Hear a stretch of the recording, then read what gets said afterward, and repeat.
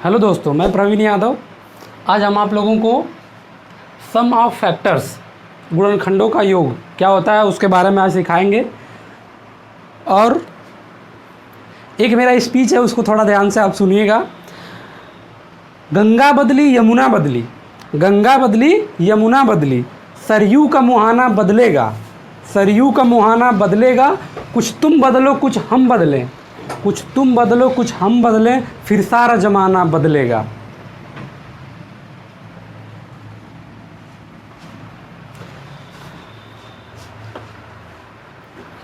तो वाराणसी गुरुकुल पाठशाला में आपका स्वागत है। आज जैसा कि हम लोग सम ऑफ फैक्टर्स, गुणनखंडों का योग जो है उसी को पढ़ेंगे और हमें सिखाते हैं। जहाँ ना समझ में आए वहाँ आप ज़रूर बताइए।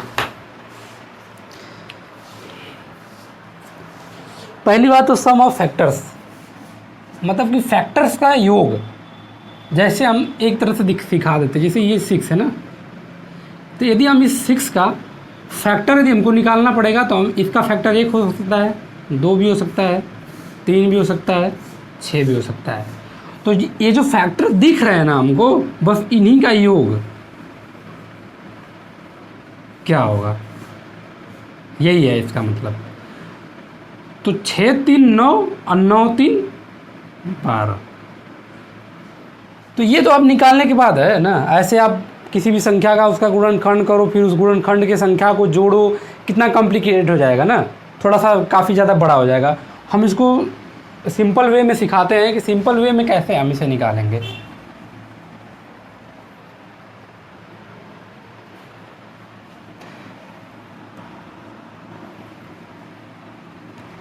देख लीजिए, ये 6 है, ठीक। 6 का ऐसा फैक्टर करेंगे जो प्राइम हो, जो कि कल हम अगले क्लास में बताए थे। तो प्राइम में क्या हो सकता है, या तो 1 2 हो और ये 3 हो। तो इसे हम क्या लिख सकते हैं, 2 की पावर 1 लिख सकते हैं और ये 3 की पावर 1 लिख सकते हैं। तो इसको हम तोड़ने का तरीका बताए थे कि 2 की पावर 0 प्लस 2 की पावर 1 एक कोष्टक में कर देना, और एक कोष्टक में 3 की पावर 0 प्लस 3 की पावर 1, ठीक। 1 तक है तो 1 तक ही लेके जाएंगे। समझ में आ गया। तो 2 के पावर 0 है तो इसकी वैल्यू क्या हो जाएगी, 1। और 2 के पावर 1 है तो इसकी वैल्यू क्या हो जाएगी, 2। 3 की पावर 0 है तो इसकी वैल्यू क्या हो जाएगी, 1। और 3 की पावर 1 है तो इसकी वैल्यू क्या हो जाएगी, 3, ठीक। तो ये 2 1 3 और 3 1 4, तो 4 3 12 आ गया कि नहीं। मैंने इसके पहले भी बताया था कि योग कितना आया। अभी देखिए शॉर्टकट निकाल के बता दिए, इस वाले फार्मूला से इतना आएगा। एक तो ये तरीका है निकालने का। दूसरा तरीका देख लीजिए, दूसरा तरीका है फार्मूला बेस। फार्मूला बेस का मतलब क्या होता है, P1 N1 प्लस 1 माइनस 1 यहाँ रहेगा, बटा के P1 माइनस 1, इसके बाद मल्टीप्लाई में P2 ये हो जाएगा N2 प्लस 1 ये माइनस 1, बटा के P2 माइनस 1। ये जो है ना, ये आगे तक हम बढ़ा सकते हैं, मतलब P3 कर सकते हैं, P4 कर सकते हैं, इतना तक हम आगे बढ़ सकते हैं। तो अभी फिलहाल में हमको कितने 2 है ना, तो हम 2 तक लेके चलते हैं। वैल्यू रखिए। देखिए ये जो 2 है ना, अब जैसे ये आपको जो दिख रहा है, ये वाला आपको दिख रहा है ना, तो इसकी पावर 1 है। तो ये याद रखिए, जो पावर है वो n होता है। आइए जो ये वाला जो है बेस जो है, इसको हम P मान लेंगे, ठीक। तो P1 ये हो गया, P2 ये हो गया, N1 ये हो गया, N2 ये हो गया, ठीक ना। जैसे हम आपको दिखा देते हैं, यहाँ पे देख लीजिए। जैसे ये 2 की पावर 1 है, 2 की पावर 1 है, तो 2 के पावर 1 में ये जो 2 है ना, ये N1 सॉरी ये P1 है, और ये जो पावर है ये पावर है N1, ठीक। और ये जैसे जो 3 है कि पावर 1 है, तो ये जो 3 है ये तो P2 है, लेकिन ये जो 1 है पावर वाला जो है वो N2 है। कोई दिक्कत तो याद रखना, ये आप भूलिएगा मत। अब आइए P1 की वैल्यू 2, की पावर n1, n1 मतलब 1, तो 1 में 1 जोड़ देंगे क्योंकि 1 है जोड़ा गया है, फिर -1 बटा के फिर 2 - 1 गुणते, फिर ये हो जाएगा 3 की पावर क्या है 1 ही है तो 1 ही रखेंगे, +1 फिर -1 अपॉन 3 - 1, तो 2 और 1 1 है 2, तो हो जाएगा 2 की पावर 2 -1 बटा के 1, 2 में से 1 गल 1 गुणे 3 की पावर है 2, 3 की पावर 2 -1 अपान 2 में से 3 में से 1 गया 2, और 2 की पावर 2 है तो इसका मतलब 4 हो जाएगा, 4 में से 1 निकलेगा तो क्या बचेगा 3, और ये 2 की पावर 2 है, 3 की पावर 2 है तो 9 हो जाएगा, 9 में से 1 निकलेगा तो कितना 8, 8/2 इसको काट देंगे तो कितना बचेगा यहाँ से, तो ये हो जाएगा 3 गुणे 4 बराबर क्या निकल के आ गया 12, तो ये क्या है आंसर है।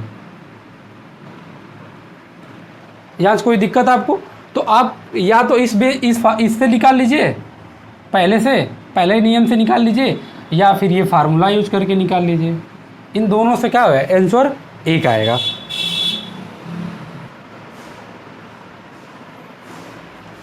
एक क्वेश्चन और देख लीजिए, जैसे हम लिख लिए 360,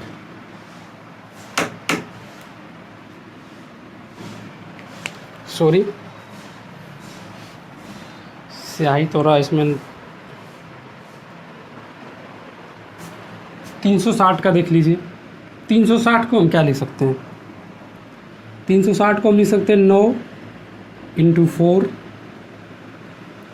× 10, इसको क्या लिख सकते हैं 3 की पावर 2, इसको क्या लिख सकते हैं 2 की पावर 2, इसको क्या लिख सकते हैं 5 × 2,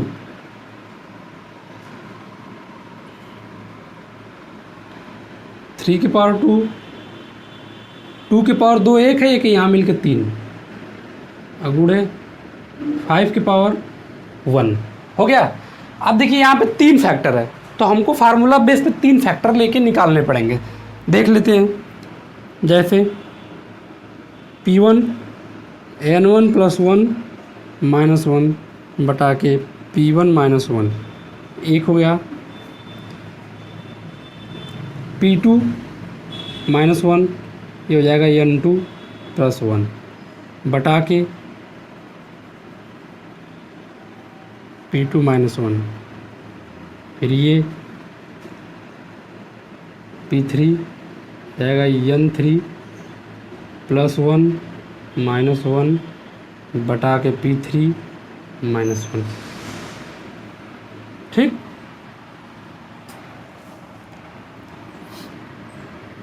अब रख लीजिए वैल्यू, ये हो जाएगा 3, और 3 की पावर n1 है 2, और 2 में 1 जुट जाएगा तो क्या हो जाएगा 3 - 1 बटा के 3 - 1 मल्टीप्लाई। P2 को देखते हैं, 2 है, 2 के पावर 3 है तो n2 3 1 4 -1 अपॉन 2 - 1 गुणे P3 में 5 है तो 5 रखते हैं, और n3 1 है तो 1 1 और 1 मिल के क्या हो जाएगा 2 -1 अपॉन 5 - 1, 3 3 9 3 27 में से 1 निकलेगा, 26 बटा के 2 हो जाएगा। 2 के पावर 4 है, 2 के पावर 4 है तो इसका मतलब 16, 16 में से 1 निकलेगा, 16 में से 1 निकलेगा तो कितना हो जाएगा 15 बटा के 1, और 5 पावर 25 हो जाएगा, 5 की पावर 2 है तो 25 हो जाएगा, 25 में से 1 निकलेगा तो 24, और 5 में से 1 निकलेगा तो 4। यहाँ से इसको हम काट के निकालेंगे तो ये हो जाएगा 13, ये हो जाएगा 15, और ये हो जाएगा 6 चौको 24। तो अब निकालेंगे तो जहाँ तक हमको होगा 15 छक्का 90 और 13 नवा 117, यही क्या हो जाएगा आंसर, याद रखना।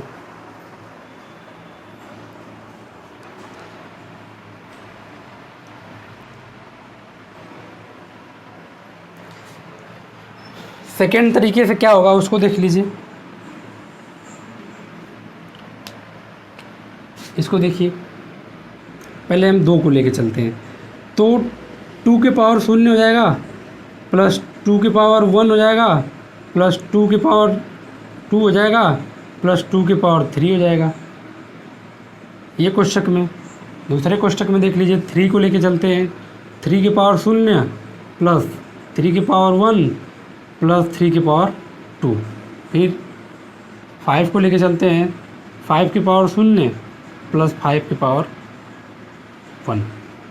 ठीक, तो यहाँ से हम इसको ऐड करते हैं। यहाँ देखिए, ये 2 के पावर 3 है, तो इसका मतलब 8 हो जाएगा। ये 4 हो गया, तो 8 4 12, अब 12 2 12 2 14, 14 2 के पावर 1 को होता है क्या 1, तो हो जाएगा 15 गुणे। याद रखना, ये 2 के पावर जो 0 होता है ना, उसकी वैल्यू 1 होती है, याद रखना हमेशा।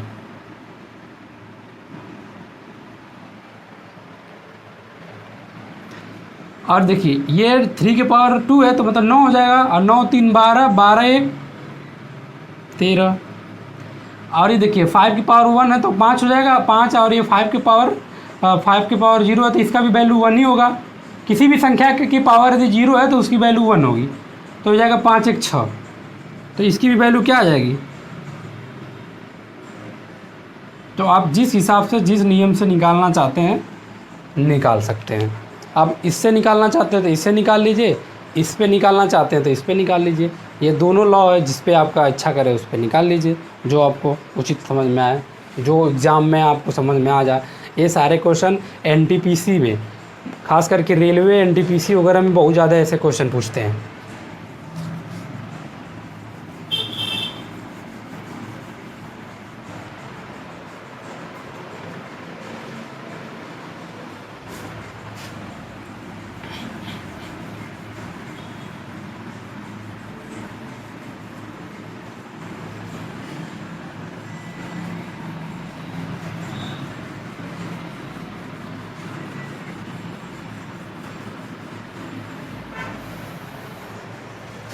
चलिए आगे सवाल देखते हैं।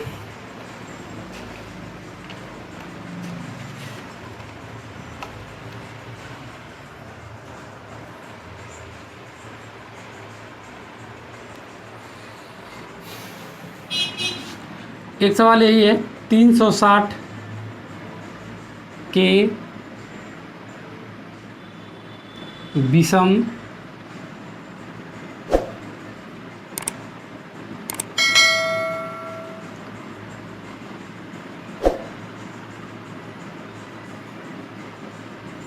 विषम गुणनखंडों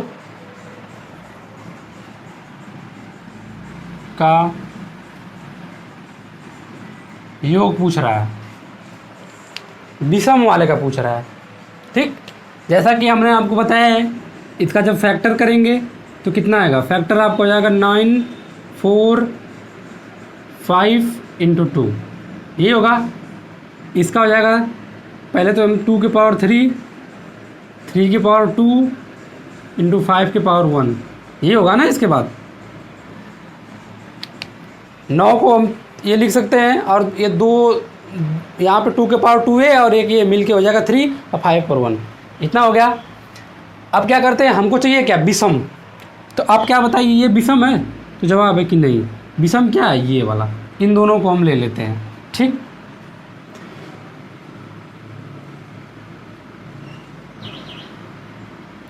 ओके।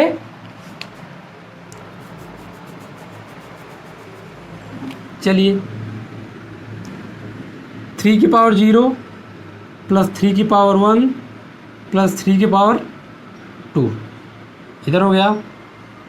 5 की पावर 1 है, 5 की पावर 0 प्लस 5 की पावर 1 हो गया। यहाँ से निकले, ये 3 की पावर 2 है, तो इसका हो जाएगा 9, ये वैल्यू आ गई 9, और ये हो जाएगा 3, और ये हो जाएगा 1। तो क्या 9 3 12 1 13 यहाँ से निकल के आया, और ये हो जाएगा यहाँ से 6 और 6 1 7, 7 यहाँ से निकल के आया। ठीक, 13 7 13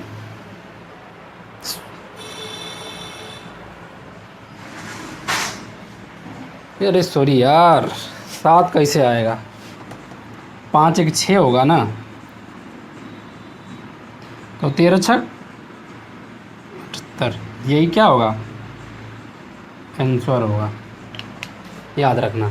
तो विषम गुणनखंडों का योग 360 के विषम गुणनखंडों का योग कितना होगा, तो 78 होगा। इसी तरह से 308 के जगह पे यदि कोई भी संख्या रहेगा उसका आप निकालना चाहोगे तो निकाल सकते, सम वाले को हटा के विषम वाले का निकाल देना, ठीक।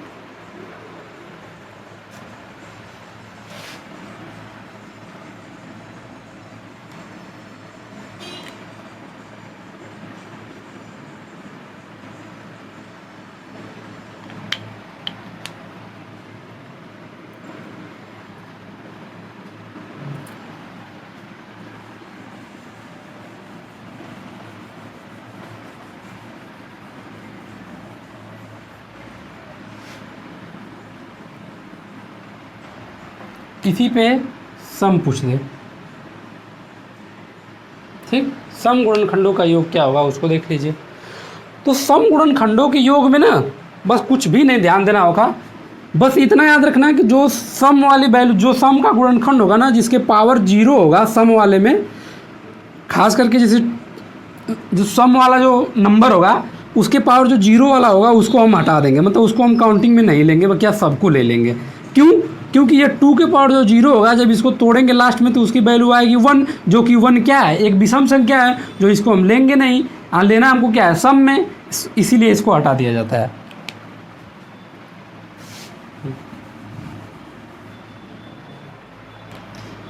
तो ये देखिए, इसको तोड़िए, 2 के पावर 0 प्लस 2 के पावर 1 प्लस 2 के पावर 2 प्लस 2 के पावर 3, एक कोष्ठक में, फिर 3 के पावर 0 प्लस 3 के पावर 1 प्लस 3 के पावर 2, फिर एक कोष्ठक में 5 के पावर 0 प्लस 5 के पावर 1। मैंने अभी आपको बताया कि जो सम वाले होंगे, सम वाले का मतलब ये देखिए सम वाला है, ये तो विषम वाला, तो इससे हम समझ 3 और 5 तो विषम में आते हैं, इसको छोड़ दिया, सम में 2 आता है। तो अब हमने बताया है कि ये जो रहेगा इसको हम नहीं लेंगे, तो बचा क्या, यही 3 बचा, ठीक। तो क्या हो जाएगा यहाँ पे, 2 के पावर 1 का हो जाएगा 2, 2 के पावर 2 हो जाएगा 4, और ये हो जाएगा 8, ठीक। और यहाँ से 1 प्लस 3 प्लस 9, फिर यहाँ से 5 1 6, 8 4 12 2 14, 9 9 3 12 1 13, ये हो जाएगा 6। इसका हम मल्टीप्लाई कर देते हैं,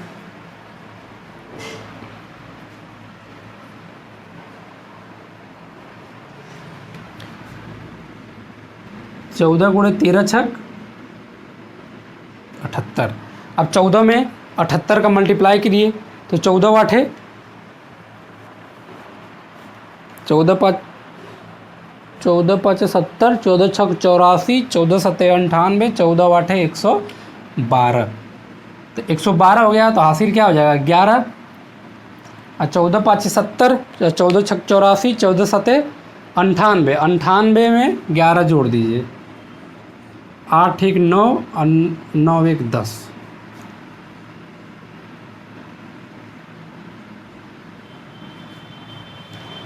तो वैल्यू कितना आएगी 1092, इसका आंसर आएगा।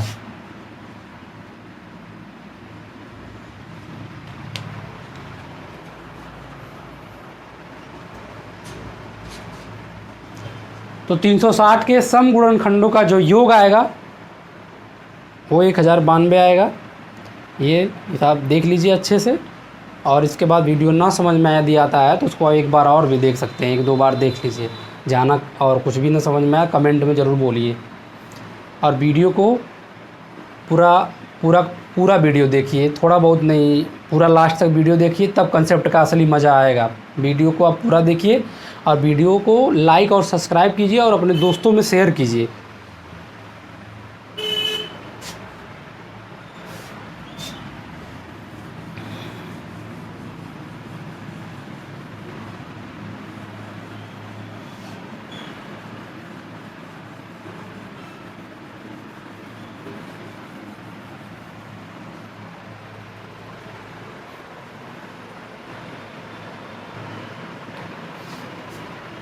एक क्वेश्चन देखिए, अभाज्य गुणनखंडों की संख्या हमको ज्ञात करनी है, यही दिया गया है। ठीक, इसका हम क्या करते हैं, उसको बेसिक समझिए, जाना समझना उसको पूछिए।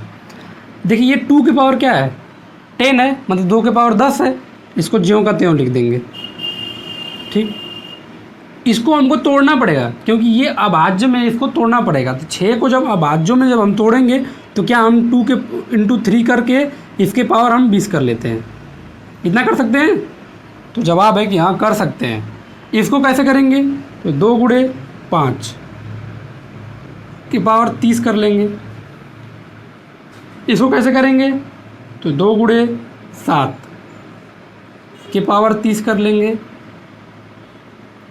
इसको कैसे करेंगे, तो जवाब है कि इसको कैसे करेंगे, तो इसका जवाब है कि यदि हम इसको 3 के पावर 2 करके और इंटू 2 कर दें, आप पूरे के होल में 10 कर दें तो क्या दिक्कत है, कोई दिक्कत नहीं है। ये 2 के पावर, ये 3 के पावर 2 क्यों किए, क्योंकि 3 के पावर 2 करेंगे तो 9 हो जाएगा, 9 दूना क्या 18।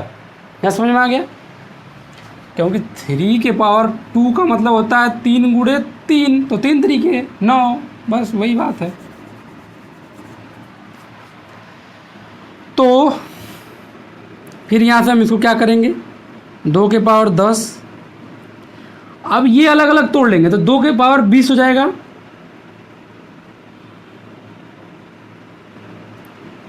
गुणे 3 के पावर भी 20 हो जाएगा।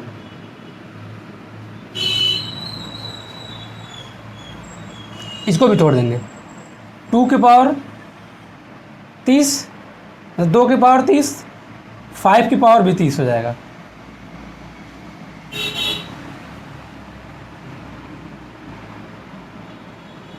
टू की पावर 30, 2 के पावर 30, 7 के पावर 30। और ये देखिए 3 की पावर यदि हम करेंगे 2 है तो ये 10 जब इसके पावर में आएगा तो 10 दूना क्या हो जाएगा 20, और 2 के पावर 10। यहाँ तक समझ में आया। इनको पहले क्या किए हैं, प्राइम नंबर में तोड़ लिए हैं, तोड़ने के बाद फिर इसको क्या किए हैं, अलग अलग बांट दिए हैं पावर को। और इसमें कुछ भी नहीं करने होते हैं, सिंपल सा बस पावर को जोड़ देते हैं। 10 plus 20 plus 20 plus 30 plus 30 plus 30 plus 30 plus 20 plus 10। ठीक,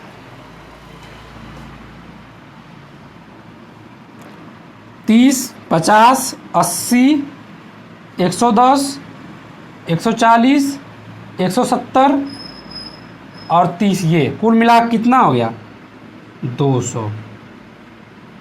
यही क्या है, आंसर हो गया। तो ऐसे सवाल यदि आपको कहीं भी दिखेगा, अभाज्य गुणनखंडों की संख्या यदि आपसे पूछी जाएगी कितनी होगी और ऐसे सवाल आपको दे दिए जाएंगे, तो पहले आपका पहला काम है कि पहले इनको अभाज्यों में तोड़ लीजिए। जैसे हम इनको तोड़े हैं, तोड़ने के बाद पावर सब पे अलग अलग कर लीजिए, पावर को बांट दीजिए अलग अलग। अब जितना आता है उसी को पावर को फिर जितने सारे पावर उनको जोड़ के आंसर ला दीजिए, बस सिंपल था।